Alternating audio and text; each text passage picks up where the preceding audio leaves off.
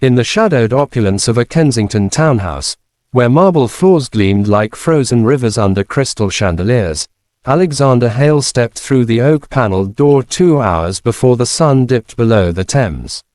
The Millionaire's empire, Hale Enterprises, a titan of tech and timber, had crumbled a deal that morning, leaving his boardroom echoes ringing with accusations. At 48, with silver streaking his raven hair like comet trails, Alexander sought only the sanctuary of home. A glass of scotch, the rustle of financial reports, and the quiet efficiency of Isabella, his housekeeper of 15 years. Isabella Voss moved through the house like a melody half remembered. Graceful, unassuming, her auburn waves pinned in a loose chignon that betrayed no hint of the storms she weathered. At 39, she was the steady pulse of his world, the one who polished the silver until it sang, who left fresh lavender in his study to chase away the ghosts of boardroom battles. She'd come to him broken, a widow fleeing the ashes of a life in the Lake District, her laughter a rare bloom that lit the dim corridors. Alexander had hired her on a whim, drawn to the quiet fire in her hazel eyes, but he'd never dared name it love.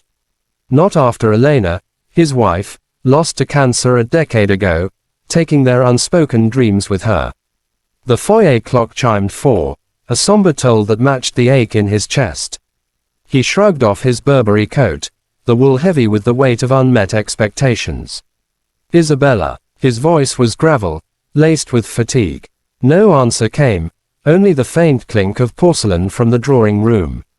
He followed the sound, his Italian loafers whispering against Persian rugs woven with tales of far-off bazaars. There she was, silhouetted against the floor-to-ceiling windows where autumn light filtered through leaded panes like stained glass prayers.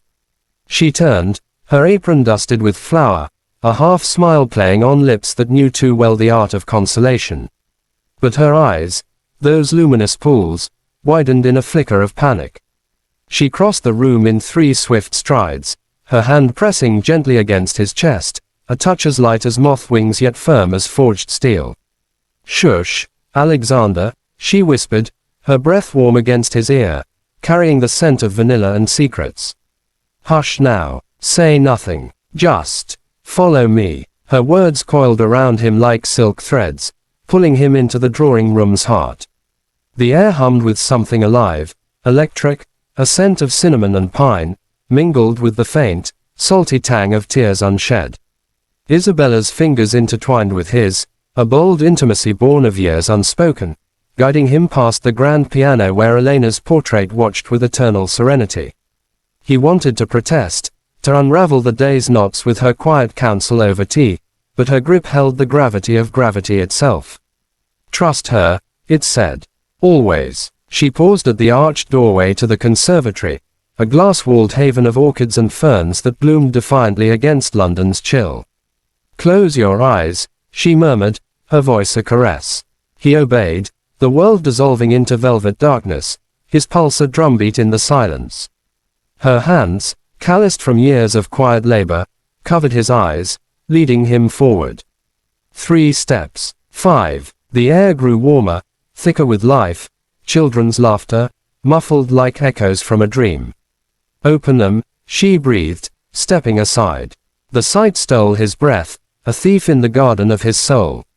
There, amid the verdant tangle, stood a girl, no, a woman now, of 25, her golden curls cascading like sunlight over shoulders clad in a simple wool dress. Beside her, a boy of 4 clutched a stuffed fox, his eyes wide as saucers, mirroring the stranger's own, storm gray, flecked with gold, the exact shade of Alexander's own. And in her arms, a babe no older than 6 months gurgled, tiny fists waving like flags of surrender. Lily, the name escaped him, a fractured prayer, as recognition crashed like waves on Dover cliffs. His daughter, the one who'd vanished at 18, a whirlwind of rebellion and grief, fleeing the hollow shell of their home after Elena's funeral. Letters unanswered, searches fruitless, private investigators tracing shadows to dead ends in Paris, Berlin, forgotten hostels where dreams curdled into despair.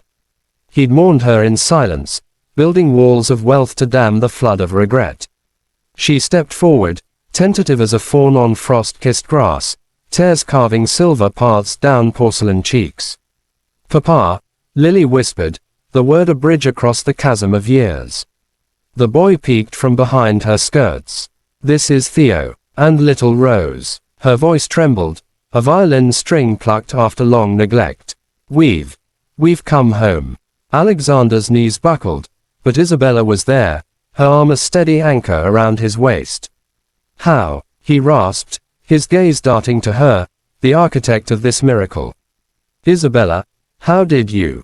She smiled then, a radiant unfurling, though her eyes shimmered with unshed rain.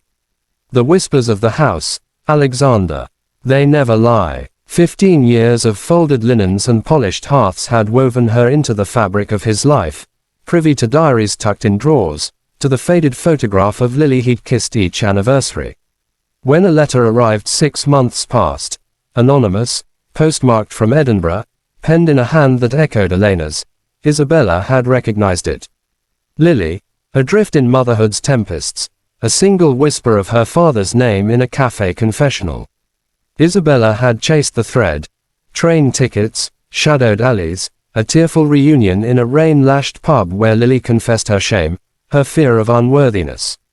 "I sold my mother's brooch," Isabella confessed softly, as Lily enveloped him in an embrace that smelled of lavender fields and lost time.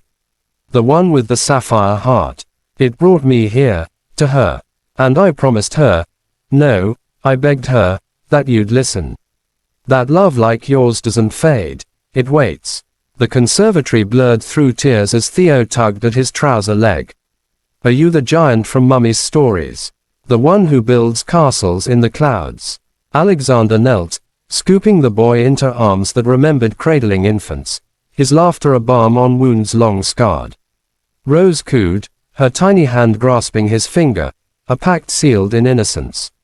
In that verdant cocoon, stories spilled like wine from cracked bottles, Lily's flight to escape the echo of empty rooms, her loves found and lost, the fierce joy of Theo's birth under Edinburgh stars, Rose's arrival amid pandemic shadows. Alexander confessed his failures, the nights he'd drowned in work to silence grief, the fortune amassed as armor against vulnerability.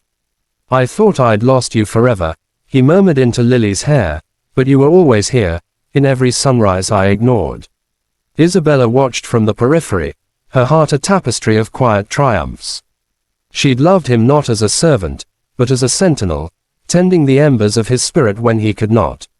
This, her final gift before dawn's whisper of her own truth, a diagnosis tucked in her apron pocket, a shadow on scans that no wealth could banish. Cancer, the thief that had stolen Elena, now circled her door. But today, she chose joy, not elegy. As twilight painted the glass in hues of rose and indigo, they gathered at the oak table laden with Isabella's feast, roast pheasant, apple tarts kissed with clove. Laughter wove through the air, a symphony reclaiming the silence.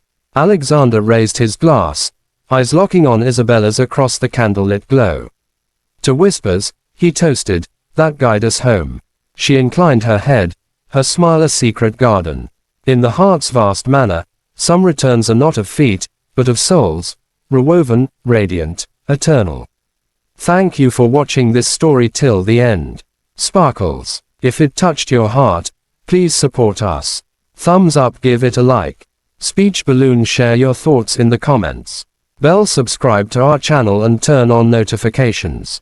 Your support helps us create more stories that inspire and make you believe in miracles. Your participation means a lot to us. Heart.